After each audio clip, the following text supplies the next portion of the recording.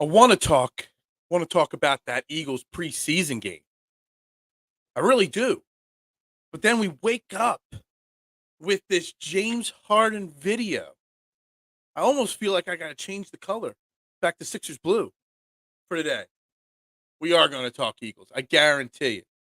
But we are going to kick this show off with this James Harden situation. Trending in the AM on Philadelphia Sports Network starts in 30 seconds.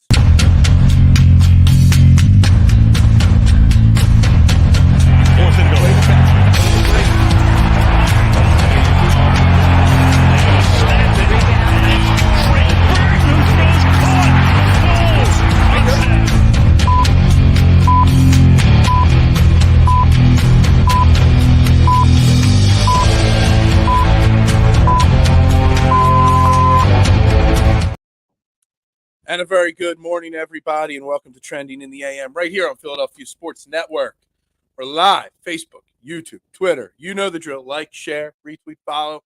Tell a friend, tell one, tell all. Come on in and get in on the conversation of the number one morning show here in Philadelphia. We're live. All social media platforms. Trying to make sure everything's set up and on here. Just make sure you get in on the conversation because it's the only show where your opinions actually matter. And they do matter on a litany of topics because there are quite a few topics to dive into today. I don't know why everything's on a slight lag here.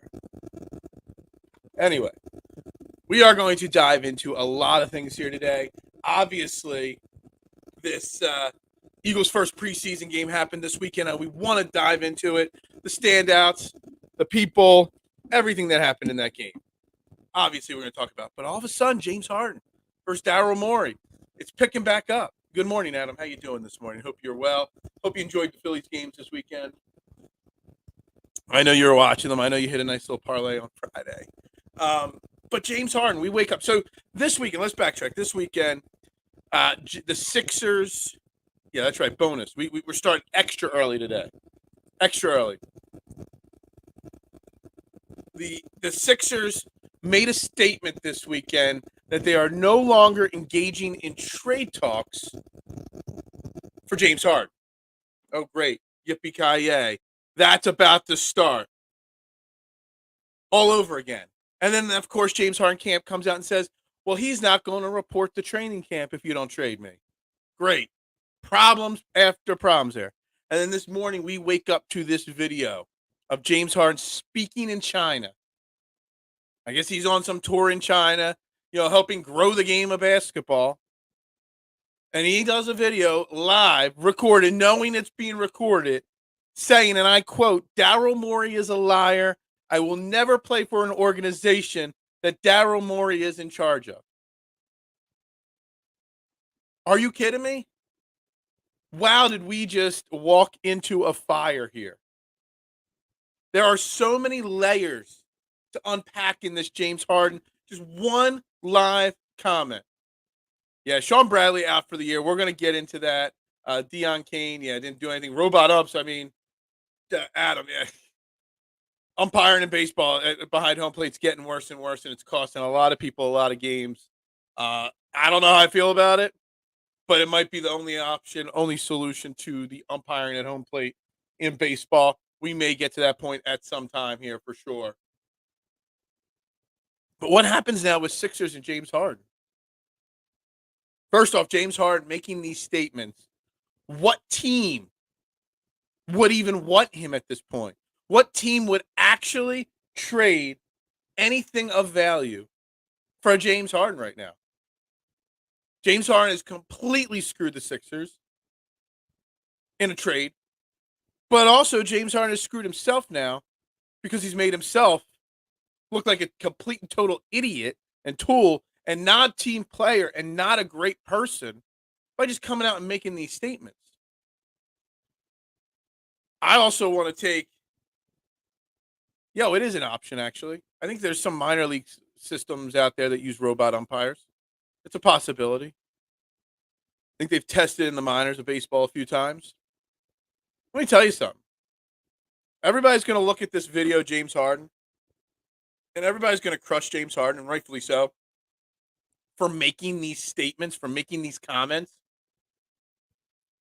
But yeah, what about Daryl Morey? This is Daryl Morey's fault just as much. And James Harden's comments, he's got a lot of friends. We might think his image is hurt on a team level and stuff like that. But there's a lot of people that like James Harden in the NBA. Nobody's going to want to come here and play for the Sixers now, next year, ever with Daryl Morey, with the way this situation has unfolded. I think that this whole situation with James Harden and how it's unfolded in the last 24 hours, especially last night to now, is a prime opportunity for the Sixers to just, I know we're a month or two away from the start of the season. The offseason's basically done already. There's very few moves that can be made. I would be very impressed with the Sixers if Josh Harris actually showed he cared a little bit and fired Daryl Morey. Look, we just can't. We don't want the players to run the ship here, but you got to think of the big picture of the team. And moving on from Daryl Morey at this point might be the best option. It might be just as much his fault as James Harden's fault. This whole situation. Now, I know James Harden could have just not opted into his 1 year part of his contract, and this would have all been done. He could have been a free agent. He could have gone, blah, blah, blah. But he opted in for some reason. And that's still the part that doesn't make sense to me. GPS detected baseballs. Yeah, I mean, there's a lot of different things that they could do. What did they say? Try to explain to a dummy. Daryl Morey or James Harden flat out said, "There's nothing to explain." James Harden said in front of a camera, "I will not play for the Sixers organization as long as Daryl Morey is the president of operations there. He is a liar, and I will not play for him." He did not mince words, James Harden. Not even a little bit. It wasn't like he even danced around it or was like, "Oh, no, you're recording. Sorry, I wasn't supposed to say that in public." Like, he just flat out said what he said and blatantly looked dead in the camera and said, "I will not play for the Sixers anymore." But I don't even know what the Sixers can do now. I never thought I would come to the point. It's literally taken 1 day for me to change this. We actually lost the James Harden Ben Simmons trade. We got rid of Ben Simmons, but we had to give up draft picks as well to get James Harden. And the James Harden run ending in this style. Has there ever been like a buddy like breakup as crazy as the Harden and Morey? I mean, Harden and Morey are boys. They're tight. They're always like one and the same. Like, yeah, everywhere Morey goes, bringing in James Harden. That's my number one goal. I don't know what to do. I don't even know how this can end. Get James out of here. How are you going to get him out of here? Who are you going to trade? Who's going to rightfully want James Harden after this spectacle he's putting up? Yeah, exactly, Tyrone. He not only did he kill his trade value, Tyrone, like he killed the opportunity to even make a trade. Because, like the Clippers, what are they going to do? They've already offered us bare bones. There's only so many you have to trade contract for contract. There's only so many contracts you can even trade for James Harden's contract. Like, you better be willing to just literally get anything. What do we get? Remember when we traded Markelle Fultz and we got that kid on the last year of his deal? Traded the number 1 overall pick 3 years later for some random guy in expiring contract. It was pathetic. But is it time for us to realize, Tyrone, I really love everybody's opinion, that maybe Daryl Morey's just as at fault for this situation. And that maybe it's time. Now, Josh Harris probably doesn't even know this all happened. Because Josh Harris is too busy with the Devils and the Washington football team. Josh Harris don't know what's going on. Somebody better get in his ear and be like, "Yo, it's almost time to already start considering moving on from him." Sixers stopped James Harden trade talks, but he still doesn't plan to report. And then these comments came after this. These two things, Mad Chatter, were from yesterday. This morning's the new video. Wonder what Morey promised Harden and he didn't come true. Well, I think it's pretty easy to figure out what was probably promised. Can't guarantee it, but probably Daryl Morey said last offseason, wink, wink, handshake, handshake, take a lesser deal, which he did last year, and let us get in here, PJ Tucker and whoever else, Daniel House, will surround this team and we'll win. And then next offseason, we will pay you.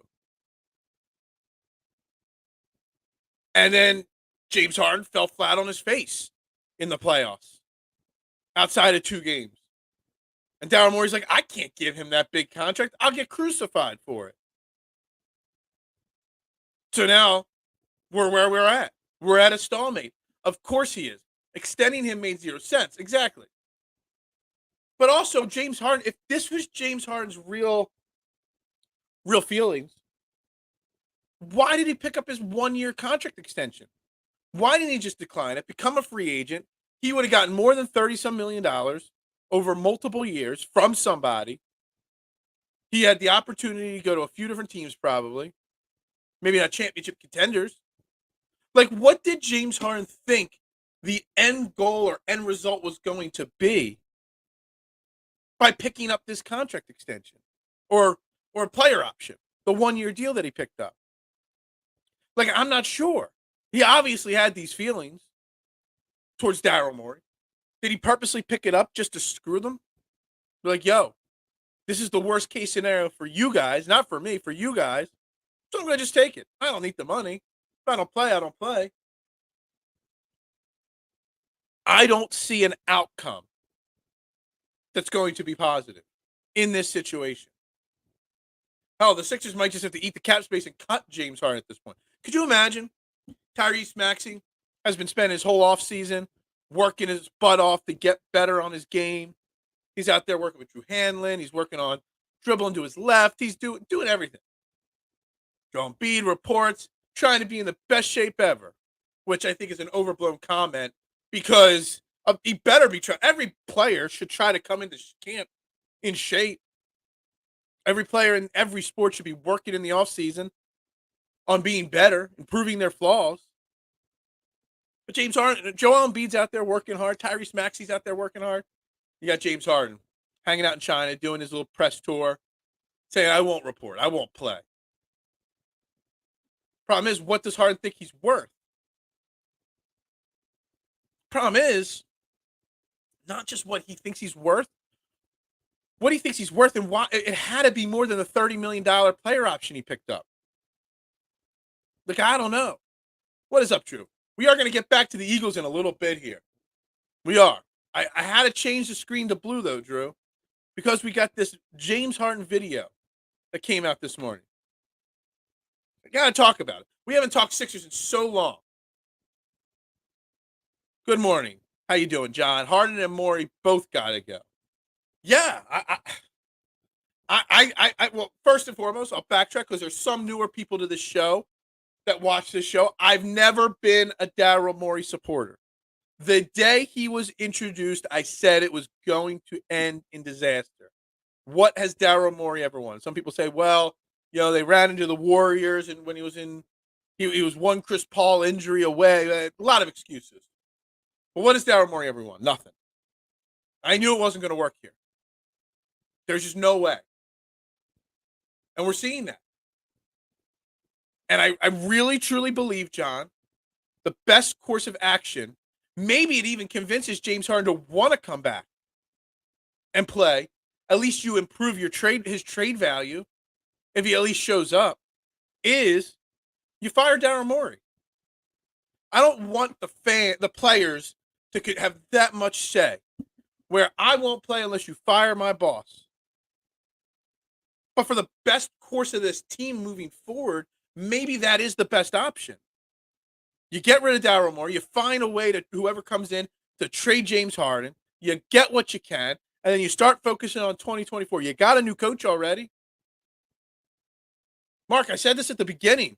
I did not, if you would have asked me this 2 weeks ago, I would have still said the Sixers won. But after last night or this morning or whenever this video leaked, Mark, there's no way I could say that the Sixers won that trade. Actually, I think I had this conversation Saturday with my nephew. We were at a barbecue at my brother's house, and we were talking basketball a little bit. And I think we said that the Sixers still won the trade then. But now there's no way you could say it because you basically got James Harden. You got no further in the playoffs. You lost draft picks. And now we're stuck in an even. I almost think that the Ben Simmons situation was easier to resolve than this. Because at least Ben Simmons at the time was young and still had potential. James Harden's 34, 35 years old. Disgruntled. Never won the big game. What's happening, K1? How you doing here today? Oh, we had a great barbecue. My nephew made some smash burgers, some chicken, did some good cooking there on Saturday. Harden isn't a team guy. It's clear now, even if we try to fool ourselves, it isn't viable for him to play on the Sixers if the goal is to win a chip. Right. Agreed. But how do you move him now? We are going to talk. First off, K1, I started at 8 a.m.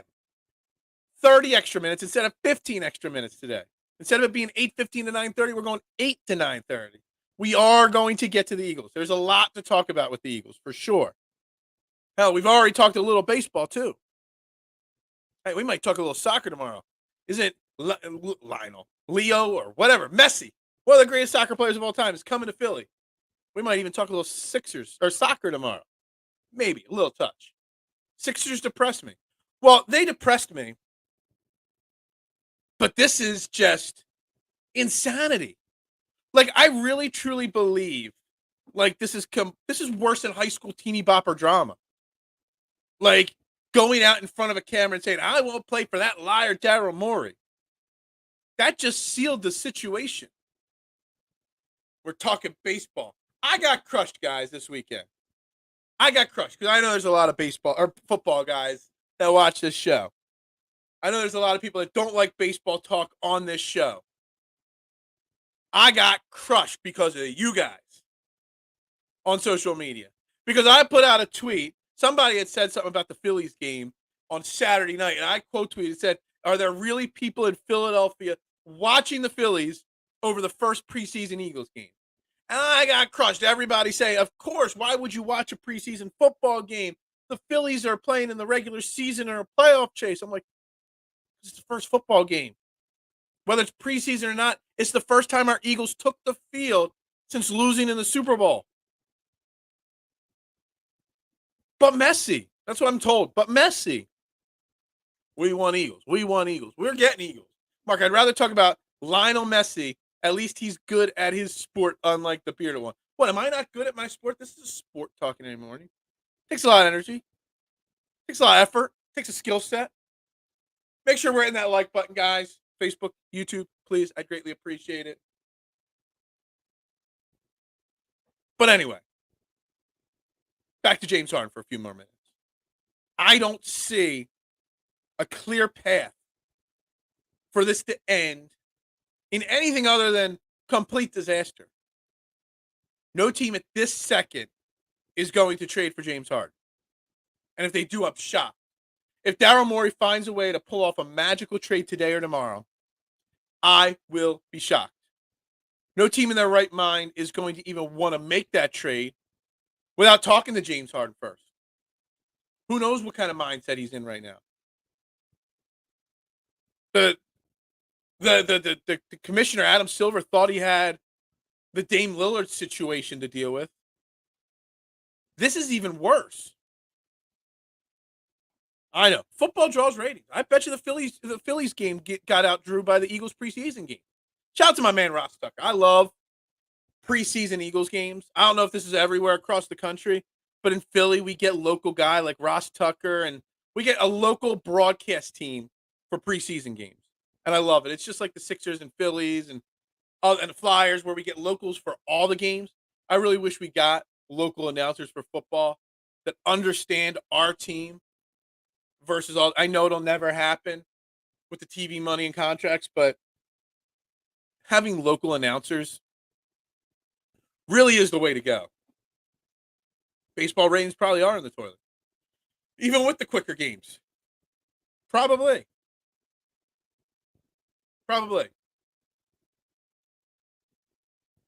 But, back to James Harden. How do we resolve this James Harden situation? How do we find a way to end this? Just part ways. Find a way. Find some team that will match the contract, get rid of them somehow. You're not going to get any draft picks for him. That's obvious. You're not going to get a star player for him. That's obvious. I still think the best option, and it's the worst option, is to fire Daryl Morey. Not because I don't want Daryl Morey gone. I don't like Daryl Morey. That's meaning you're giving the players too much control. But what I'm going to say is that Daryl Morey going maybe gets James Harden to come back. Come into camp. Daryl Morey get rid of Daryl Morey. James Harden comes back, works his butt off in camp, gets in shape, shows he can be a team player. Then maybe somebody takes that chance and trades for him. I got to meet lots of other Eagles announcers, nowhere near as good as Phil. That's right. I'm the best. But yeah, I mean that might be the only way. It's putting too much power into the players' hands, and we're already trying to curtail that with the Dame Lillard situation in Portland, only wanting to go to Miami. James Harden hasn't even said where he wants to go. We don't know. Hey, my man, what is up? Stick around. The Eagles conversation is coming. It was going to be mostly Eagles conversation today. But then James Harden had to go open his mouth in China or wherever he is across the pond. He got to go out there and open his mouth and let this problem come out. And it makes me think, guys. We talk all the time about the Eagles and culture and Jalen Hurts and Howie Roseman, Nick Sirianni, Jeffrey Lurie, the culture of the Philadelphia Eagles organization. I know the Eagles have had drama in the past, but count your blessings of this current Eagles situation. Because let me tell you something. This current Eagles situation makes me, we don't take it for granted. Because this James Harden drama, the Sixers drama, like it better make you appreciate what we've got in Philly with the Eagles. Because there ain't going to be anything like this as long as Jalen Hurts is around. It's just not. For sure. Just having my coffee. I got my coffee here. I know it's a long show day, so I also got a glass of water here today. Josh Hart, Michael Robinson for Harden and B-Ball Paul. I don't think you could trade Josh Hart now. Josh Hart just signed an extension. 4-year, 81. I love Josh Hart. I'm a huge Josh Hart guy. But you can't trade him. And I don't think you trade Paul Reed either. I forget what the exact date, but sometime late December, early January is the soonest you could trade players that signed contracts in the offseason. That's the only problem, though. I mean, I would take, literally at this point, you can offer me anything, and I would trade him. Thank you. I appreciate it. Nice mic stand. Yeah, that's right. I put it together for you guys last week. Did you not notice it last week? That was there Friday. I feel I've got extra things in my hands here because I don't have a mic now holding my hands together. I don't know what to do with my hands. This city needs at least one winner since the Sixers and Flyers are still processing. Well, the Flyers are different. The Flyers know what their situation is. They're telling the fans. They're not making some cheesy process name. They're going to rebuild. They're going to start all over, ground up. At least they're being honest. The Sixers aren't being honest with us. This whole James Harden situation, the way it plays out, could be a disaster.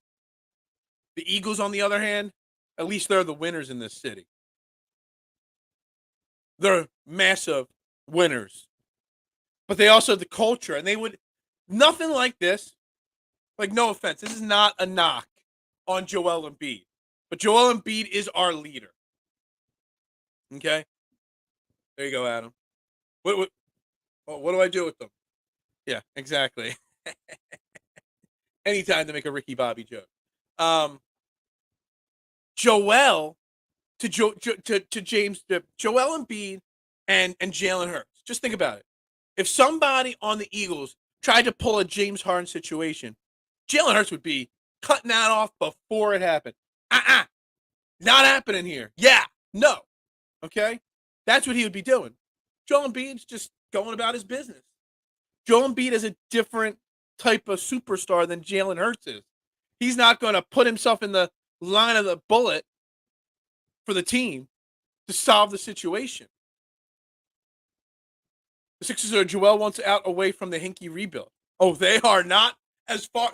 This next day, week or two, till this James Harden situation and how it plays out, man, we might be at that. We're not there yet. But every single moment, every single rumor, every single thing that happens, we're one step closer, Marshawn. For sure. Inked. Me? I got lots of ink, man. I got ink all over. I got ink everywhere, man. I got 1, 2, 3, 4. I got 4 or 5 tattoos, my man. All different tattoos. And more coming. Just got to make some more money. Harden just said, I will not be. I know, that's what we're talking about this. This is why we changed the screen from green back to blue. Because of this comment. And this is a problem. Phil needs to work on one sleeve at a time. I like to just bounce around with this idea and that idea. I like to mix it up. James went to China to tell the world. I know. He didn't even have the guts to do it in this country. He had to fly 18 hours around the globe, the flat earth, to say it. James Harden, you know what? Yeah, and I thought about this as a joke, Marshawn. He doesn't want to play for the Sixers. So what's he going to do? He's going to go to China. And you know what? He's just going to stay in China. He's a super. You think he's a star around here in the U.S. with the NBA? In China, he is a megastar. He is just going to stay over there and play basketball over there. Well, Harden's definitely not a leader. But what I'm saying is Joel Embiid isn't either. Joel Embiid's supposed to be the leader of the Sixers, but he's not. Well, I mean, I don't know how. I don't even know if Jalen Hurts would know how to handle this situation. No, you're good, man. I get it. This has just been the topic today. It's just, how do you trade him? Any value he had is now gone. Nobody wants him now after this. That's what I was saying, Adam. Maybe he's just going to stay over there and play in China. Be the next Stephon Marbury over there. They made statues over Marbury over there. Globe confirmed. Are you sure? I'm not going to fact check you. I'm not sure if it's a flat earth or not. I'm not positive. You need a concept for your tats. I got a concept. No, I got a concept. Whatever comes into my mind. I've got like 3 more already planned out. Some on this arm, some on the other arm. They just cost too much money. They have to get time. My man, shout out Johnny Vegas, State Street Tattoo in Kennett, does great work. Can we trade James Harden for peace of mind? I would love to. I would love to. Like, honestly, like I said at one point this offseason, just let him walk. Get nothing.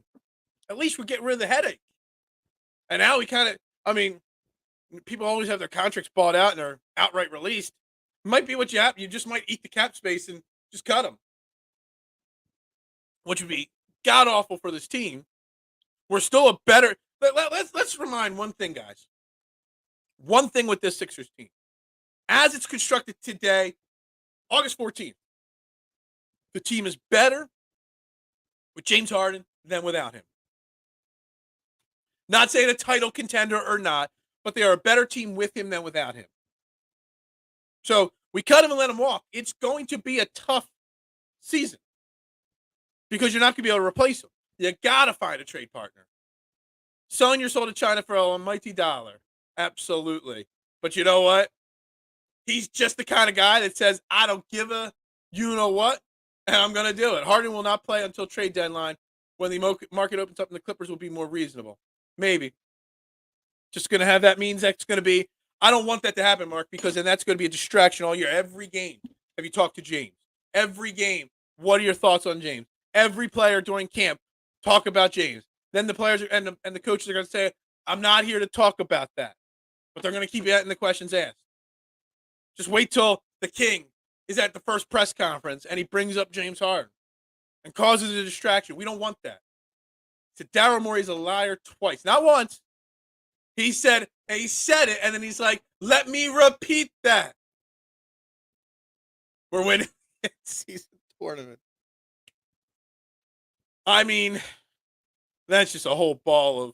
I mean, K1's ready for football. Do we really? $5 super chat gets the football talk. That's about all I can say. Right now, this team is a 4-5 seed with James Harden. Without James Harden, they're a play-in tournament team. 7, 6 maybe. Do you think he gets another contract if the Sixers cut him? Or has he thought of it? He gets a contract, of course. Because not only is he still really good, he's not great, but he's still really good. This right here, Cam, James Harden makes you money. Jersey sales, merchandise sales, local TV contracts, everything goes up because you have a legend of the game. Let's be honest. We could say all this horrible stuff about James Harden, but James Harden is one of the 75 greatest basketball players of all time. He's that good. I hope Joel cuts a Harden promo the same way he did Benjamin. I need him to come out there and cut like Stone Cold Steve Austin or CM Punk pipe bomb and just lay it all out on the line. We go back to his college days. He just doesn't pro for under pressure. Phil, I got to ask you, the hype for Carter is real, obviously. Is it just me or did Nolan Smith hype get a little crazy? I know it was his first NFL action, but damn, he looked shaky. So we got our first official Eagles question on the Eagles game. Yes, Jalen Carter looked fantastic on that first play. And I don't even care that he looked so great on the first play, Jalen Carter. We'll get to the Nolan Smith part in a second. I don't even care that he won that first play and got that quarterback pressure. It's how he handled after the game. And he was like, I knew I was going to face him. And even though it was preseason, I knew my first play was going to be a pass. And I studied film. This man was out there studying film on Baltimore's backup lineman for a preseason game. Just so that he can have an advantage in a preseason. Not like he's trying to fight for a roster spot. This guy's going to be a starter day one. And Jalen Carter's out there studying film. I think the NFL might have gotten something wrong when they were prepping for their drafts.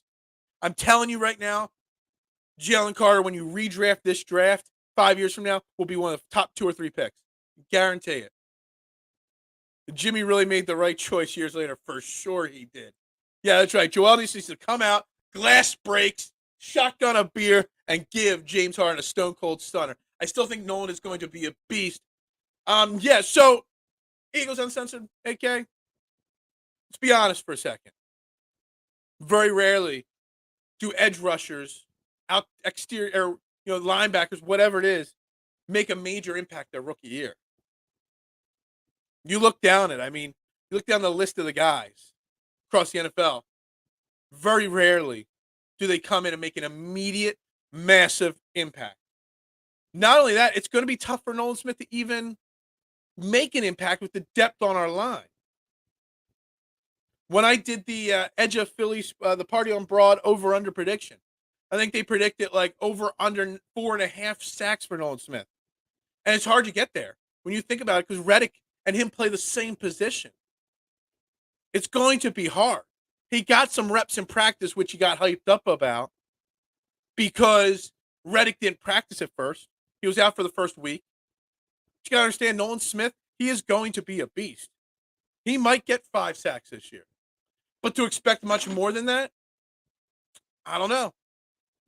I don't think we saw Tyree Jackson. I got the box score up here somewhere. Hold on, where is it? Tyree Jackson, he had 1 target. He did not have a catch. So he was on the field. I must have missed it. Zach Cunningham, I'm not sure. He didn't, stick out. He had a tackle.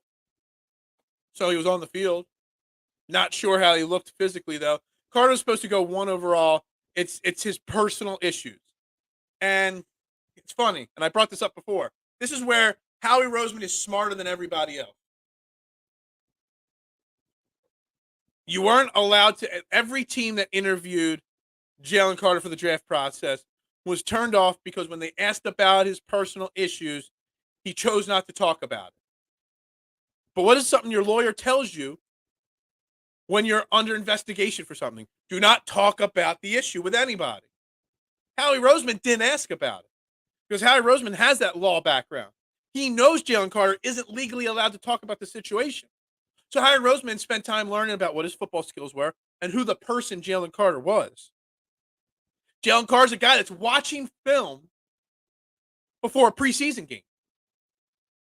A game he knows he's only going to be on the field for 3 or 4 snaps for.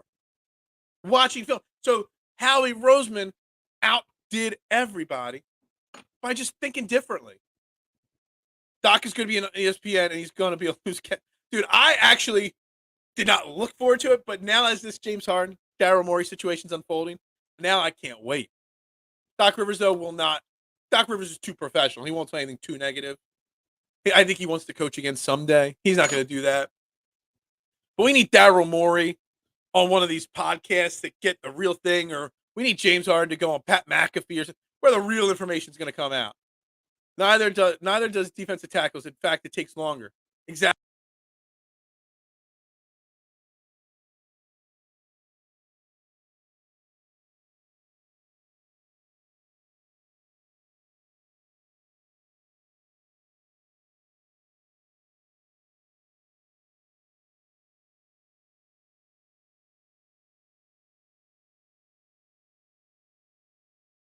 There we go.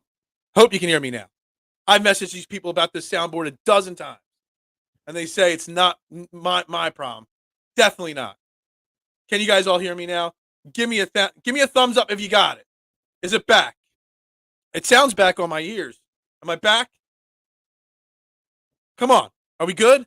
Somebody say it. Can you hear me? Are we back? Yes, that's a yes, we're back. All right. The power just went out. The power on the soundboard. I don't know. Let me catch up on these comments here. And I'll pass over the ones where you guys are crucifying me. No one is their heir apparent to Reddick. Exactly. You can ease him along. We love Dan Arnold. Was Dan Arnold even in the game? Let me look at the box score here. Dan Arnold had a catch for 7 yards. Woohoo! Yay, Dan Arnold. Great. I think it would be tough for Nolan. Reddick is trying to get to 20 seconds. Dude, I would love to say it. Jalen Carter club move reminded me of Reggie White. Yeah, he used that club move. It was excellent to see. What positions do make the biggest impact their rookie year, you think? That's a tough one, Cam. Offensive lineman, for sure. It's a little easier, especially on a line like the Eagles. That's why Cam Jurgens, even though he's not a rookie, kind of is a rookie. You're going to see instant success. Tyler Steen looked fantastic on Saturday night. We'll get into him in a minute. Maybe not running back. I don't know. It's hard to make an impact. Maybe safety and cornerback are the easiest. Most impressed the coaching staff and coordinators. I was not impressed with some of the coordinators. I think there were some communication issues on defense again. And on offense. There are penalties, stupid penalties, false starts. Communication issues with new coordinators. Big issue. Big issue, in my opinion, after the first game. It's not about sacks for me, man. It's about the pressure. He can have 0 sacks as long as that's fine. That's fair. Very fair. It's risky, Phil. It's huge boomer bust. You need to get a real feel for the guy during an interview. Yeah. And you don't ask about a court case that you can't legally talk about. I hate that the Sixers are on the news for all the wrong reasons. So do I. I know. Now we're getting to all the comments. No sound. Sound, bro. I don't even know Keith Beacom is. You must watch every day and not even comment, but I'm back now. Stop buying your audio. Kmart went out of business like 100 years ago. That's right. Nolan Smith needs to put on weight. He's too small to play the run game. It's interesting. Maybe. I don't know. I think you could still be successful as an edge rusher. I do not know sign language. Lionel Messi says hi. We're trying. We got a thumbs up. I know. My sound's back. Firing through. I'm back. I know. Thank you, Keith. I appreciate it. I'm glad you guys hung in there with me. Speaking of personal issues, I did not watch the Johnny football thing. I have read some of the comments about it and some of the things he said about contemplating suicide and not studying the game film.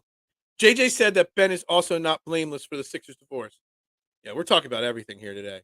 We are. We're good. We're back. Anyone know Phil silently? I don't know what this means. I don't know. Lots of comments here. Yes. See, I need money.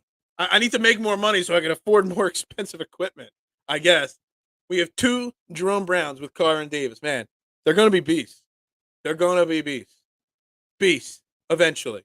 Technically, Nakobe is still a rookie, so he gets my nod on most impact. Yeah, Nakobe Dean, just like Cam Jurgens, are unofficial rookies, in my opinion, this year. For sure. They are playing with their second and third stringers and guys who will be working at Home Depot in a month. Who? The coordinators? Are you talking about because the coordinators? Yeah, but you know what? There were still mistakes with Marcus Mariota and Tanner McKee. The defense still made mistakes. If you're going to preach no mistake football, it's got to be from all the way from the top to the last guy. And the coaches should be better and quicker with it. Preseason is basically practice. We talking about practice. We are. And I got crushed for saying I was watching this over the Phillies game. Big Lots of equipment. No, I don't have it. I went to Ollie's now. I'm just kidding. Phil sound duh. I'm back. I'm here. Stoutland was pissed with the penalties, and Nick was beyond that. So would I be. So would I. I want to bring up, I said it before, I want to bring up Tyler Steen. I loved the Tyler Steen draft pick to begin with. And make sure we're 8:42 in the morning. We're only at 11 likes, 2 on Facebook. Hit that like button if you're watching. I greatly appreciate it. Halfway through the Dr. Jai Manziel, day 3. It's crazy. Am I still having technical issues? I think I'm sounding pretty damn good right now. Mariota didn't look comfortable. We're going to get to Marcus Mariota, the quarterback situation next. I really wanted to talk. Let's talk about the quarterback situation first. Let's talk about it. We'll get to Tyler Steen in a minute. Marcus Mariota is the backup quarterback. Without a shadow of a doubt, guys. I know there's a lot of people, even my man, Liam, big boss man of Philadelphia Sports Network, loves his Tanner McKee. You just need to get more comments in. But Marcus Mariota is the backup quarterback. I know everybody's going to want to talk about Tanner McKee and how he looked. And he looked good for a third-string quarterback. Marcus Mariota, though, guys, we got to understand who he is. He still makes plays with his legs, and he's still not a great quarterback. I saw a post this weekend. My man, Mike Greger, writes Eagles and Sixers content for Philadelphia Sports Network, put out a tweet, and it was spot on about Marcus Mariota. Marcus Mariota is exactly who everyone thought Jalen Hurts was going to be. Until Jalen Hurts said, I'm just going to work harder than everybody else and be better. So Marcus Mariota is that mid-quarterback we thought we had going into last season. He's that mid-quarterback we had in 2021. Except Marcus Mariota doesn't have that leadership, that fight, that those intangibles. But if something happened to Jalen Hurts, Marcus Mariota is good enough with the talent on this team once he plays with the ones in that situation where he could still win us football games.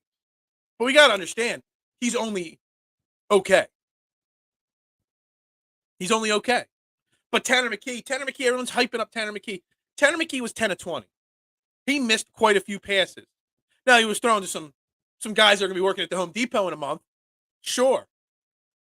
But Tanner McKee didn't do anything to supplant Marcus Mariota like some Eagles fans are saying.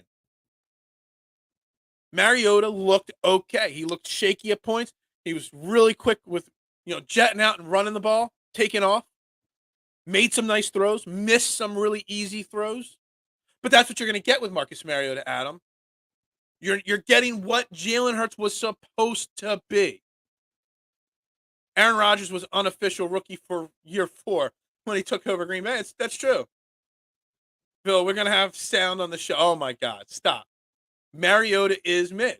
But it's what Jalen Hurts was supposed to be. Yeah, he looks fine. You put it there are people, K1, that want him to take over and to cut Marcus Mariota right now. And that's insane. Because Tanner McKee didn't look good enough to, if you're going to throw him in a situation. No. I mean, Tanner McKee is a rookie from Stanford, never played in big games before.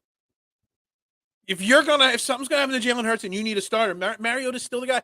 Now, Tanner McKee could be that guy next year. Or if Marcus Mariota went down and Tanner McKee had to step into that 2 role for a little while, sure. But in the crux of it, we would lose so many games with Tanner McKee as our starting quarterback. I'm just going to say that. Can Joel ask out already? I hate a slow-moving train wreck. It's coming. It's coming sooner or later. Mariota has a personal chef. I don't know. I tuned out on that thing too. I couldn't watch a lot of that. I thought Hurts' range was Jacoby Brissett to Lamar Jackson. Turns out he could be better. Yeah, I mean, that's another one. I mean, Mariota is what Hurts was supposed to be. Jacoby Brissett is what Jalen Hurts was supposed to be. You can win a game with that. But Tanner McKee isn't ready. Guys, he's just not ready yet.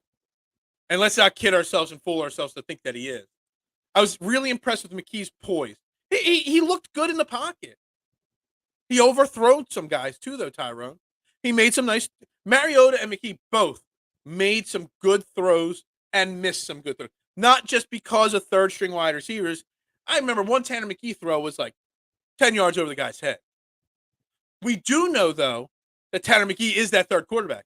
Notice we haven't even mentioned Ian Book's name yet. Ian Book looked terrible in his short little stint. I'm glad we didn't trade the whole team for Mariota. I mean, just think about it. I mean, it was close. We were this close. Brian Johnson is a damn good offensive coordinator. The passing game was operating fluidly against a Ravens team that's known for playing solid defense. Yeah, I mean, there were some communication errors, mister. I'm not going to beat around the bush here. Some bad penalties, some false starts, some holding penalties, stuff like that. Got to clean it up. Got to get the play calls in quicker. Got nothing to do with intangibles. Mariota's game is not refined. Jalen is. Okay. I'm just saying Mariota could be a fair fill-in for Jalen Hurts if something happens. Problem is Mariota's not going to lead by example. Mariota's going to call the plays and run the plays. And if they don't work, they don't work. Jalen Hurts, when a play doesn't work, he fires up and, he's got that extra little something. That's why Jalen Hurts is who he is, worth $250 million, and Marcus Mariota is not. God, I was so getting Wentz vibes having – oh, man. Hey, Carson Wentz, he's still out there. He's got some issues in his head right now. He doesn't know what team he plays for. The McKeesters crack. Man, there's so much Tanner McKee hype after the game. And look, it's like you say, don't overreact to a preseason game. But then Tanner McKee goes out and throws 10 for 20, K1. So let's overreact. And I like that. The McKeesters. The McKeesters. We're calling them the McKeesters. Anyone making lineup determinations after one preseason game should stop. We're going to learn more about the team this week when they're doing the joint practices against Cleveland than we are in any preseason game. For sure. Ian who? Who? Book. Ian Book. I don't understand how backup quarterbacks get hurt. How do you get hurt carrying a clipboard? Who knows? Who knows? Close the book on Ian. Oh, my God. We got Ian Book jokes now coming in here. Garner, can Tanner play linebacker? I don't know. Mariota will be a fine. Exactly, Kyle. He's going to be fine. We could do much worse than Marcus Mariota as our backup quarterback. At least there's some easy flow from one to the other. Carson can always come play for the Sixers or for the Stars. I mean, he might be in the USFL next.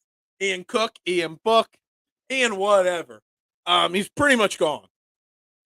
I mean, at this point, is even like you almost have to you keep him for a camp body. But honestly, I mean, you want to get Tanner McKee reps. Tanner McKee should play most of the second and third preseason game. Tanner McKee, they were hype over Reed Sinnett. I know. I got to interview Ron Jaworski once, and he said Nate Sudfeld had the best deep farm throw a ball thrower that he's ever seen. Man, where's Nate Sudfeld? He's actually still in the league. I saw he was in some team's backup quarterback playing in preseason. I would not be surprised if Mariota doesn't make. Wow, that is bold, Peanut. bold. I highly doubt that that's going to happen. Highly doubt it. Carson should be on a roster. Don't rule out the 49ers. Yeah. Yeah, I mean, he should probably be on a roster somewhere. Probably. But the teams are waiting until an injury happens with him. Yeah, Shaun Bradley, man. You hate to see injuries in preseason games. This is why you don't want your starters. Shaun Bradley, special teams ace, out for the year. Turns out it was an Achilles injury. He's done. But it's interesting, Kyle, because the injury, and I'm not trying to promote, I would never want anybody to get hurt. We're trying to find ways to make this 53-man roster work this year. How to get a fourth running back or an extra, wide receiver or something on this team. Well, now there's an extra spot. You don't need another linebacker to take his spot. You could drop your linebackers down one, find another guy somewhere else to play special teams, and then keep a fourth running back. But it is a shame because Shaun Bradley's special teams ace, he was never going to be a major factor on defense. But special team players, they make a great career for themselves. Ike Reese was one of them. Not a great linebacker, but strong special teams player. How I need McKee to shine. I see a second rounder coming in. Yeah, maybe you trade Tanner McKee in a few years. Maybe. Does Nakobe get out there against the Browns? Yeah, so I did some digging in this, and from what I heard, if he didn't have the ankle injury in camp a week ago, or a week and a half ago, he would have played game one. But because of the joint practices this week, and he had just come back from practice, they said he wasn't 100%. No need to push him for the first preseason game. So he'll be out there with the joint practices this week, and depending on how that goes, whether he plays in preseason game 2. I'd be surprised if any of the main starters, like the Hurts and the Browns and the Kelce's, play any preseason games. 2 sets of joint practices might be all they need. I don't know, man. I just don't see how they cut Mariota, man. We talked about this, Adam, last week. It's a tough question. Basically, you have to decide for yourself, Adam. What would you rather? Mariota is more Hurts-like. The offense changes less with Mariota in there. But Minshew brings you that leadership, that fiery personality. We're down 20. Doesn't mean we're out of this game. Mariota's down 20. He'll pack it up and call it a day. What do you find more important in a backup quarterback? A seamless transition or a fiery guy that's boom or bust? Personally, I like the Minshew a little bit better, but that's just me.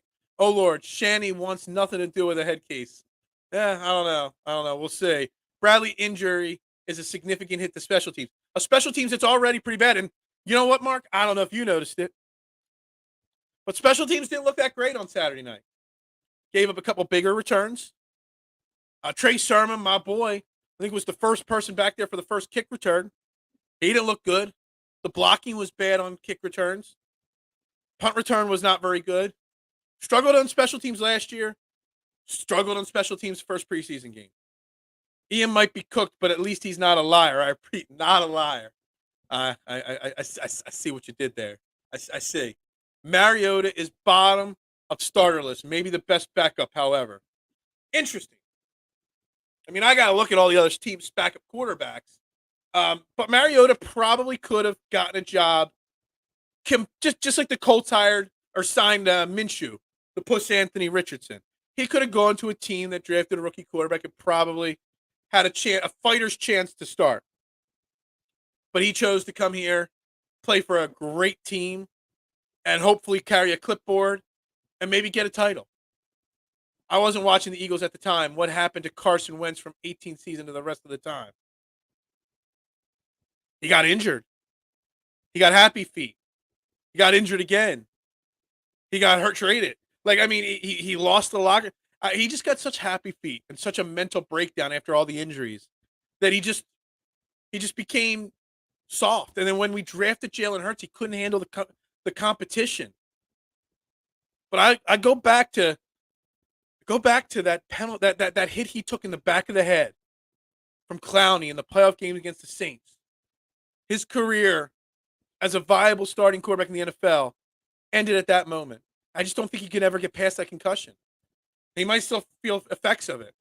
So here, first, August 14, 20, Jalen Hurts will break all season franchise passing records, yards and touchdowns. I hope so.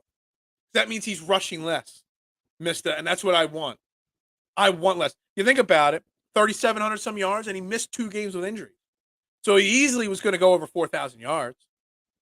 It's not out of the realm of possibility to think that even with all the rushing, if he plays 17 games, that he can throw for 42, 43. He can have 5,000 all-purpose yards, Jalen Hurts, this year. Very much could. Very much. As a quarter, I know there have been a few quarterbacks that have thrown for 5,000 yards. But has there ever been like a 4,500 yard, 600 rushing yard? So like 5,100 total yards where 500 or 600 of them are rushing from a quarterback before? I don't know. But that's what I could see happen. I did not watch the Dwayne Wade AI Love Fest Hall of Fame speech, but I will go back and rewatch it. I guarantee at some point this week. I'm a Dwayne Wade fan. I thought he was a good player, great player, obviously. And AI, obviously one of my favorites. Lionel Messi influenced a generation to, quit. Michael Clay is the weakest link. Goodbye. Yeah, there's a really relevant reference right there. Let's not get it twisted. Mariota is very good as far as backups go. Yeah. I'm not saying he's not. I'm just saying he doesn't have that hero. I love that. I'm about to say, and you say he had hero mentality. He could not chalk up one. Yeah. Mario doesn't have hero mentality. That's the difference. Carson Wentz is not likable with players, I hear. Yeah, I think Carson Wentz should be a backup. And, I mean, there's people that like him, and there's people that don't. That's the way every athlete is. Wentz should go to XFL and ball out. Or the USFL. He could play for Philly. Since they don't play in Philly. The USFL ever going to go to playing in home stadiums? Is that ever going to happen? I don't know. Nate Sudfeld is a backup in Detroit. That's where I know I was looking at box scores. I'm always curious about box scores in preseason games just to see who's playing. You never know. And I saw Nate Sudfeld's name. I'm like, he's still around. According to Ron Jaworski, best deep ball thrower in history. Said he never saw a kid throw a deep ball like Nate Sudfeld. I love Ron Jaworski. I'm not bashing him. I watched 3-on-3. How many games did they give up passing in the second half, if games? He could have thrown it. Absolutely. And with a tougher schedule this year, Tyrone, we're not going to be blowing teams out in the second half as much as we did last year. So I definitely think he could do it. Messi just won the World Cup. What has Harden won? Harden has won this much. So is Daryl Morey. Did you see Fletch talk about former Eagles? I did see this. He said, I was thinking of leaving, and some other former Eagles said they made the biggest regret of their life was leaving Philly. Man. Nobody wants to play for the Sixers. Well, James Harden doesn't. I don't think anybody wants to while James Harden's there or Daryl Morey's there. But, man, everybody wants to play for the Philadelphia Eagles. And why not? Fantastic organization. All right, let's talk Tyler Steen for a second here, guys. I'm caught up on questions. Tyler Steen. Interesting. We draft him to be the right guard of the future. Tyler Steen isn't going to get that opportunity because Cam Jurgens is the heir apparent at right guard. Perfectly fine with it. Looked good, Cam Jurgens, in camp all year or all off season. Tyler Steen started at left tackle on Saturday night. The Eagles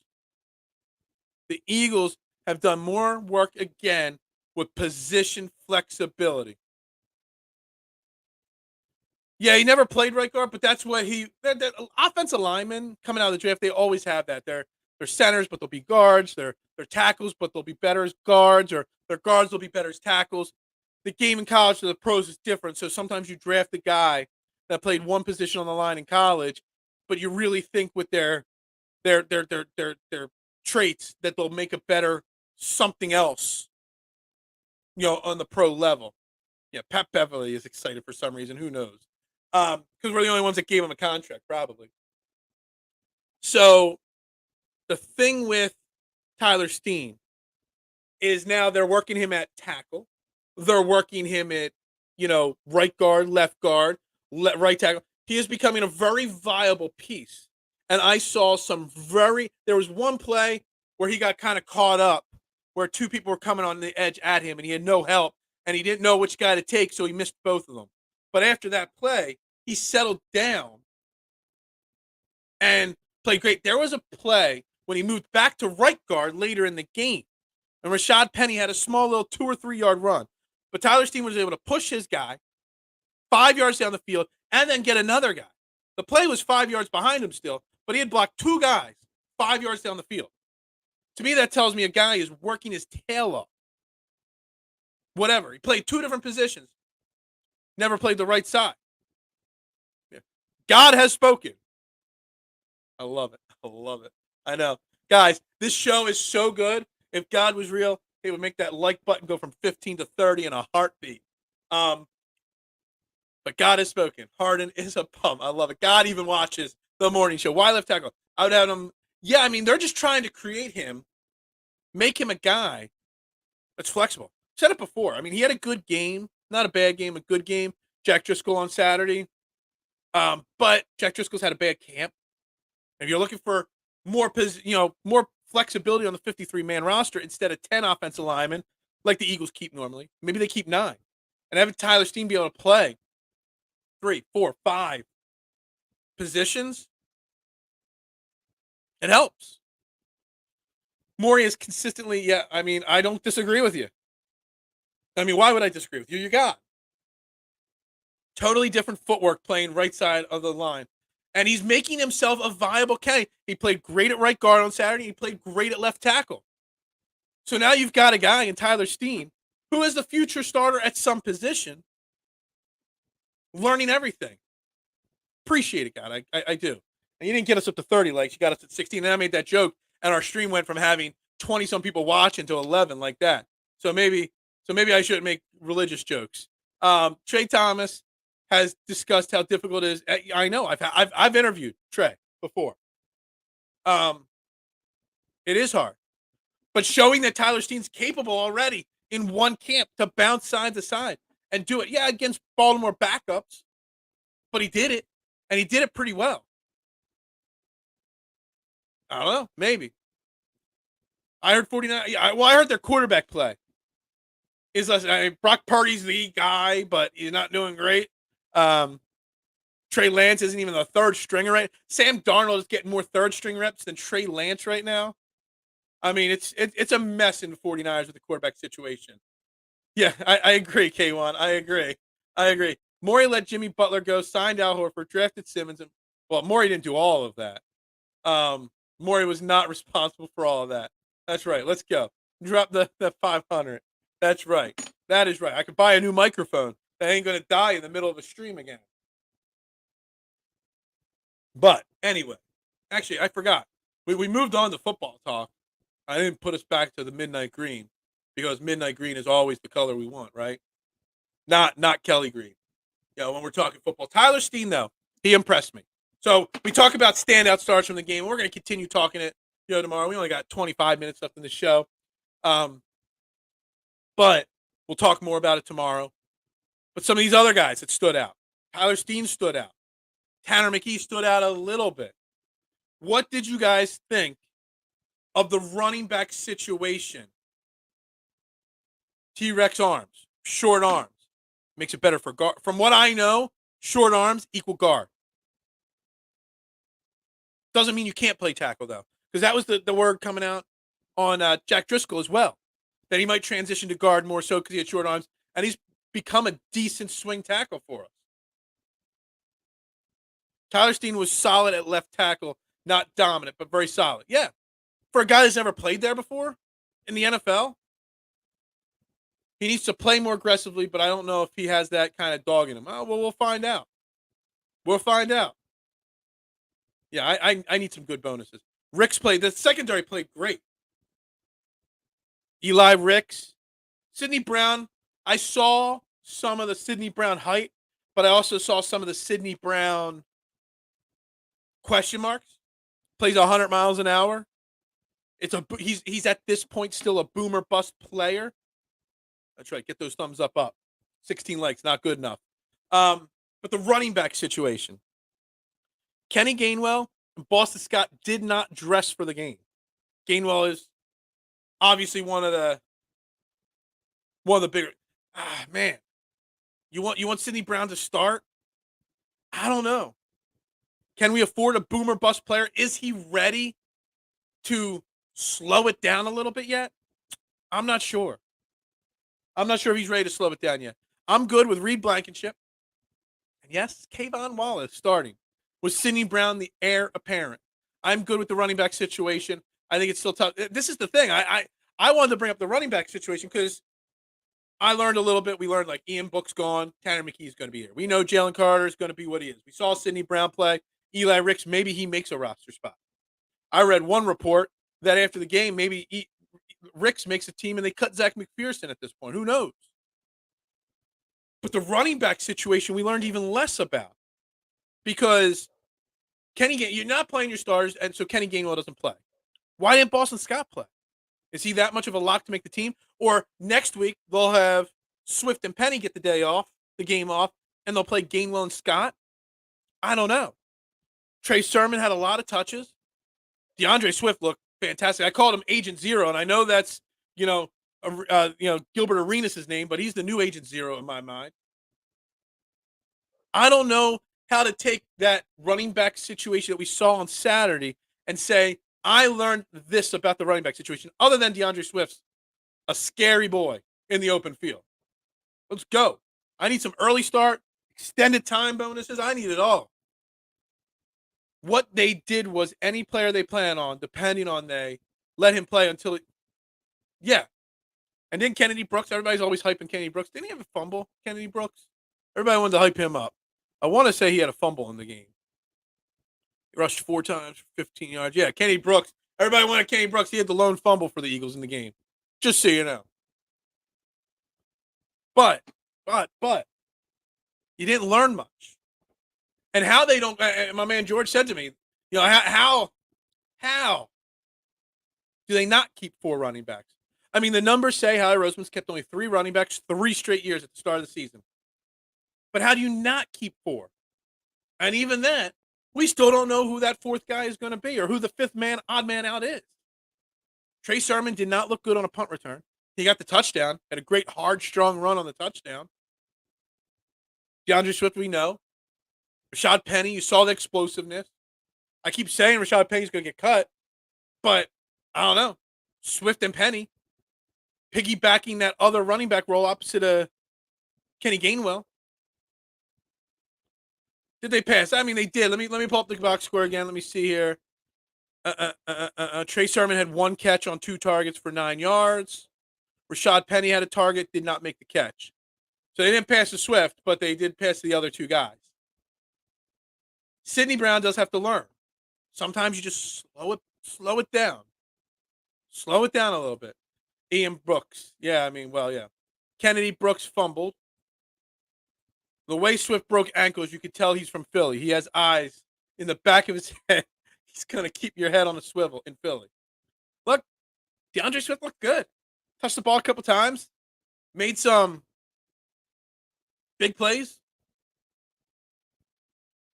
And that's it. I mean, Swift, I keep saying that. I keep thinking Swift's going to be the guy that leads this backfield in touches and yards.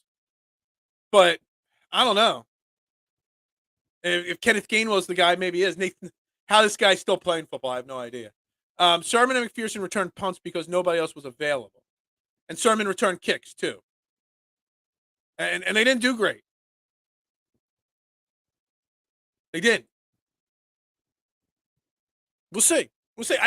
I think there's more guys on this roster bubble than we realize. And the Shaun Bradley injury, which, while disappointing, sad, unfortunate,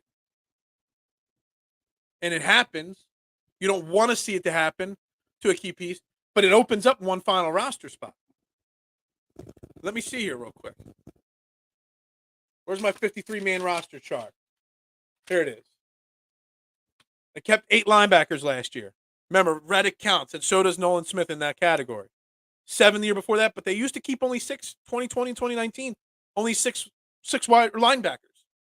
So maybe they keep 7 instead of replacing Bradley there. It gives you room to keep a 4th running back. You still have 6 cornerbacks, 4 safeties, 9 D linemen. I still think there's a chance that they keep only a 9th offensive lineman and not a 10th. That might be that other spot. I feel like Crapman only had one. Yeah, well, that's too much. If he can consistently make that first guy miss, he'll have a new contract by November. I've said that before. That I've heard rumors that they're already talking about extensions with him. I am. Yeah, man. He's losing it. He's losing it. That's what happens when you work and watch the show at the same time. I think he's working right now. Weak jokes. Weak jokes. You guys didn't bring your A game this morning on the jokes. No, definitely not. Except for when my mic goes. That's the only time you guys brought the good jokes and the good comments. You know, when my mic went dead for a minute. But yeah, I mean, the running back situation did not play out giving us any room for what's going to happen. Like, we didn't learn anything about the running back situation. Wide receivers now, we didn't learn anything. There's something else I want to bring up. Mr. Reliable. 24-ouncer. 24-ouncer what? What's with this 24-ouncer? I don't even know what this is introduced in comment too. But Mr. Reliable, Greg Ward, again, 5 catches, showed why he's such a vital part of this team, yet I think he was on the practice squad all last year, Greg Ward. There ever been a more reliable guy that gets no respect? I mean, I crush Greg Ward on a regular basis. I make Greg Ward joke after Greg Ward joke. But there he is out there again. He's now 28 years old, Greg Ward. We don't get to the playoffs in 2019 without him coming off the practice squad with Carson Wentz and having that great last couple games, him and Boston Scott. The guy's not a good football player, but yet he just keeps hanging around. He's got unbridled enthusiasm. He just can't be beat. He just keeps check. Like, he kind of need guys like that. Does at some point Greg Ward not make it to our practice squad and then all of a sudden go somewhere else? Because I would think that him not being part of this team, practice squad or on the roster, would be a letdown for this team. Just give Mad Chatter some grief. Okay, I don't know what's going on. I'm lost here. The big wide receiver, impressive. Would that be Tyree Cleveland? 5 catches, 68 yards. Johnny King with a big 30. I'm like, Johnny who? Nagata, the guy that's like impressing everybody in camp, only had 1 catch on 3 targets. I don't think all those words were in one sentence. I think you were all over the place, and I didn't put all the comments together. But anyway, what wide receiver are we talking about here? Are we talking about Cleveland because he looked good? Hasselwood had some nice catches. Nagata, who everybody liked, did nothing. Greg Ward played quarterback in college. He successfully converted to a wide receiver. He's a smart football. Exactly. He's a guy you want on your team. And I keep saying about Trey Sermon, like if you cut Trey Sermon, does he make it to practice squad again? Or does some other team pick him up? Well, I'm saying the same thing about Greg Ward. Like there's not a spot on this roster for him. I'm already having trouble finding a spot for a 4th running back. A 6th wide receiver would be near impossible. But he can return punts. He can return kicks. He's Mr. Reliable. He never drops a ball. He catches everything. He doesn't have any burst or speed, but he's a solid wide receiver. And at some point, a team is going to see Greg Ward get cut or get pushed to practice squad and be like, I'm going to take that guy. A veteran from a Super Bowl caliber team, from a great culture and organization, to come in here and help teach our young players how to be winners. When you think about it, Greg Ward's been on a lot of winners here in Philly. Wouldn't a team like Houston or Indy or I'm trying to think of something, Carolina. I mean, Carolina would have the connection with Frank Reich. Frank Reich, was he still here? I don't know. Frank Reich might have left before Greg Ward got called up. But you get what I'm saying. Like, I don't know. Greg Ward is Jason Avant light. I don't know. Well, just because he's a little smaller than Avant. At least I think he is. Greg Ward, he just keeps hanging around. But again, on Saturday night, You got a young Tanner McKee out there. Greg Ward's finding open spots, making catches and making plays, helping his young quarterback feel comfortable. Bills need Boston Scott. Boston Scott or Greg Ward could be gone to another team. But I don't think any superstar team is going to take a chance on either of those two players. It's exactly what he is. I used to always call him 20 catches for 42 yards. Greg Ward. He catches everything. He just can't get separation on me. But yet he runs great routes. He does. And if you throw the ball his way, he is going to catch it. I don't know how he makes this team. He probably doesn't. He was on the practice squad all last year. So he probably gets through again. But there's certain types of players you want on your team for culture and for certain reasons. And Greg Ward might be one of those guys. Roster cuts all on one day instead of 2 cut downs. Yeah, I don't know. I don't know how it's going to play out. We're going to see. I'll tell you how I feel about it after it happens. Your running back in Buffalo is Latavius Murray. Latavius Murray still plays football. The Giants would take Boston Scott in a second. Maybe. Not positive on that. I don't know if anybody would. I mean, like Boston Scott, he signed a 1 year, like $1.5, $2 million contract to stay in Philly. You're telling me I know running backs have no value, but that tells you nobody was interested in Boston Scott. Somebody could have given him a bigger deal than that or more years, but he's staying here because nobody wanted him. But maybe they do now. I don't know. We'll see how that plays out. Anyway, back to the football game. Oh, Nagata would have had a touchdown and got called for questionable. Yeah. He had that play, but still, that was it. Did he come off the field after that? Because he only had 3 targets. He had the 1 catch for 4 yards. He had the obvious penalty. Yeah, it was a penalty. And for a guy fighting for a roster spot, which he's not going to make the roster, he's this year's Paul Turner for sure. At least coming out of camp practices. But I don't know. What is up, Eric? How you doing this morning? They have value around $750K to $3 million. What about? I lost my train of thought there for a second. We're talking this game here, and I was going to talk the linebackers. I'm looking at the box score to refresh my memory. You had Nicholas Morrow and Christian Ellis starting. No Nakobe Dean because of his injury and just being cautious with him. Miles Jackets that kind of played, but not with the ones.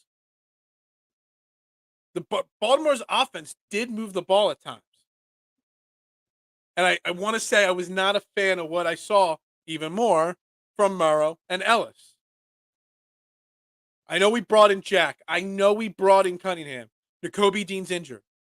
In my mind, they're the 3 top linebackers on this team at this point. Even though we've brought those 2 in, do the Eagles still need to make another move for another linebacker? Is 1 game enough? Is what we've read and heard about from practice enough? Yeah, the bigger guy always gets caught. The bigger guy is stronger, always gets caught. For sure. Did you see that women's NBA game, basketball game? I don't know if it was international or a WNBA game. I don't know what it was, but there was some women's basketball game, and some girl elbowed a girl going for a rebound. They called a timeout. This other girl ran to the other team's bench and just, boom, knocked the girl out for the tough look. That was a hit. And the retaliation's what gets caught. He looked okay. I don't know.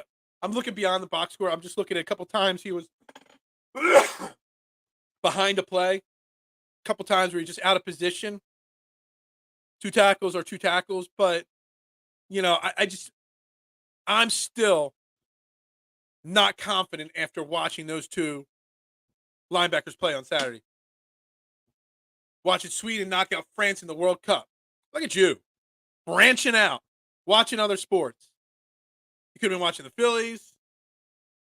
You could have been watching the Eagles. Yeah, you're watching Women's World Cup soccer. What a trooper right there. Thank you, man, Chatter. I appreciate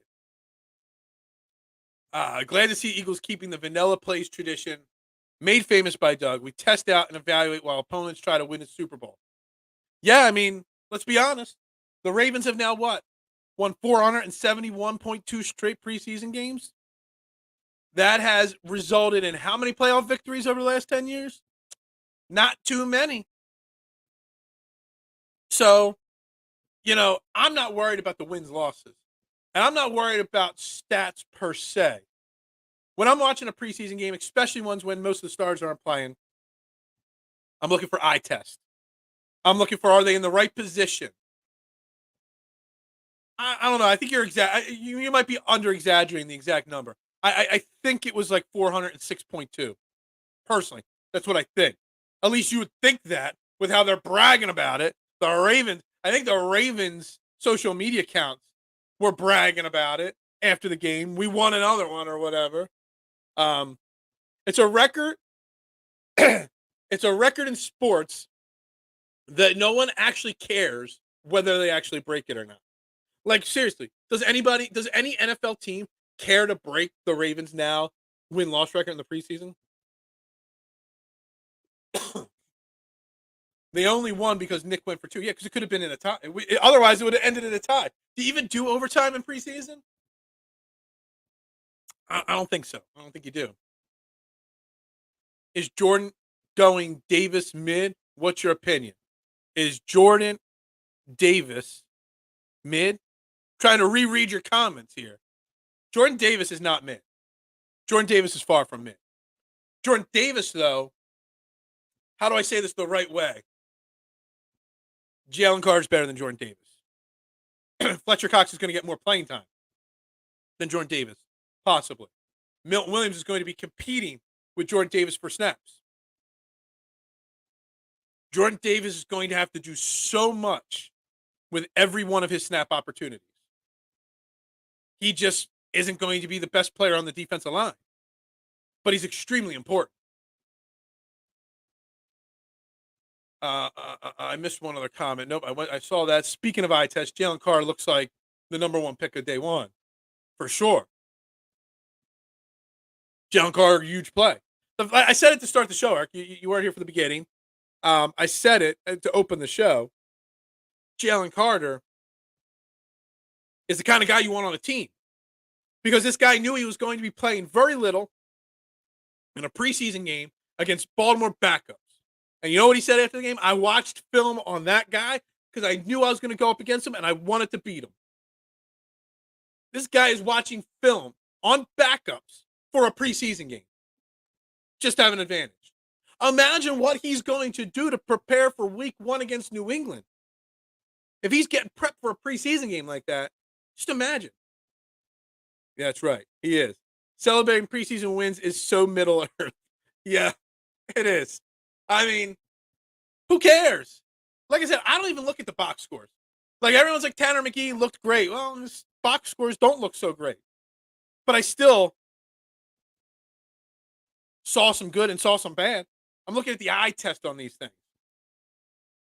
Spell check got mind on. Yeah, you got to work on your spell check. No overtime in preseason game. It ends in a tie, which is fine.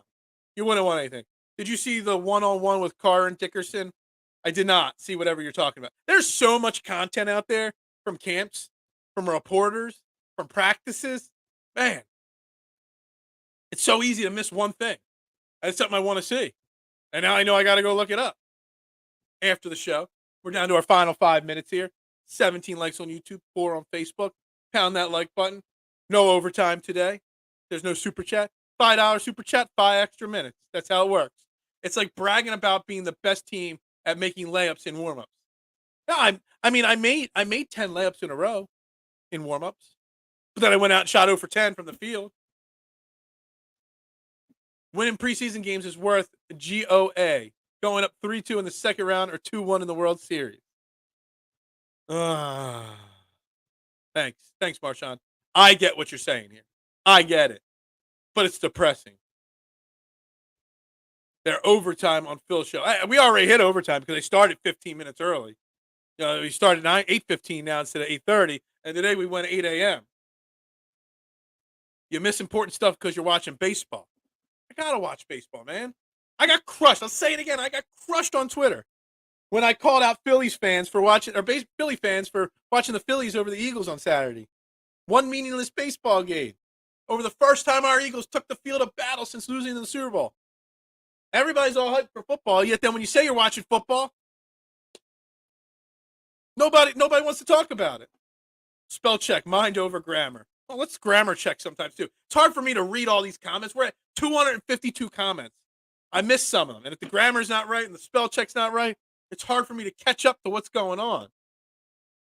I predict soon you'll have pad service to watch camp from home. That's actually paid service. Spell check. That'd be interesting.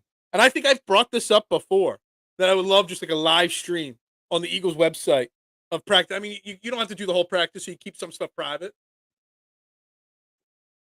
I would love it. Pound that like button. No liars up in here. That's right. My bad. Tough times don't last. Tough people do. Chicks dig scars. Glory lasts forever. That's right.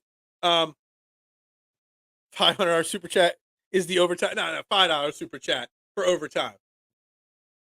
Phil, screenshot and show us mean tweets. I don't need to show. I just go to my Twitter page and look at my Phillies post. So many people were offended. Triggered Phil is the best Phil. Look, I don't ever get triggered. If I ever sound triggered, it's because I'm just playing right back into the other people's hands.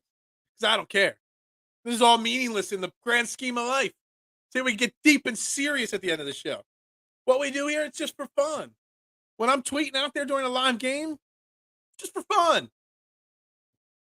I don't get upset about anything, ever, in life. I have NFL Plus, but they blacked out games. Yeah, I heard the people watching on Hulu Live lost their stream, had problems this weekend.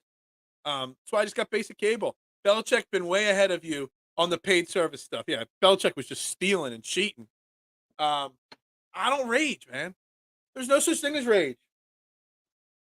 I just don't. I'm the most easygoing person. Nothing upsets me. Nothing. Just like, whatever. Life can always be worse. Life can always be better.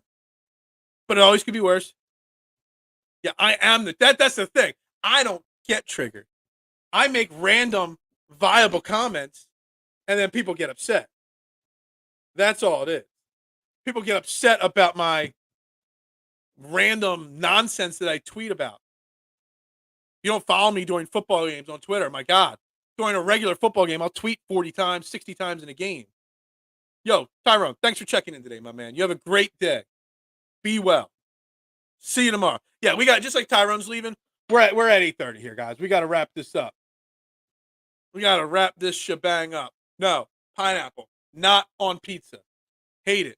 But if you're paying for it, I'm going to make it. And I'm going to slap that stuff all over your pizza for you. We're wrapping up training. Thank you. Exactly, Adam. Exactly. Look, I got left a Google review for my pizza shop this weekend, complaining about my bartenders being rude and disrespectful. And I responded to the person who left me that 1-star Google review. Food was good, but bartender extremely disrespectful. I'm like, yo, bro, I don't even have a bar at my restaurant. I don't even do sit down. I didn't get offended. I made a joke about it. I turned it into a positive by posting it and calling them out on social media. Yeah, I don't get triggered. I stay triggered. Thanks, Mojo. Yeah, we got to wrap this up. Has the best beard on YouTube since Zeus. That's right. That's right. All right. We're wrapping up Training the AM right here on Philadelphia Sports Network. We'll be back tomorrow, 8:15 a.m., live as always. Talk more Phillies. We're going to learn more about this James Harden situation. So I'm sure we're going to talk a little bit James Harden tomorrow in a little bit more detail. I never knew you had a bar. Yeah, it's hiding somewhere, Adam. I don't know where it is. It's going to be a fun football season for sure. I can't wait till, Monday after a game, Tuesday, Wednesday prepping, Friday. It's great. Yeah, hard no for me too. Peace out. Y'all have a great day today. We'll be back tomorrow, trending in the AM. Right here on Philadelphia Sports Network. I'm Phil Stiefel. We'll see you tomorrow, guys. Peace out.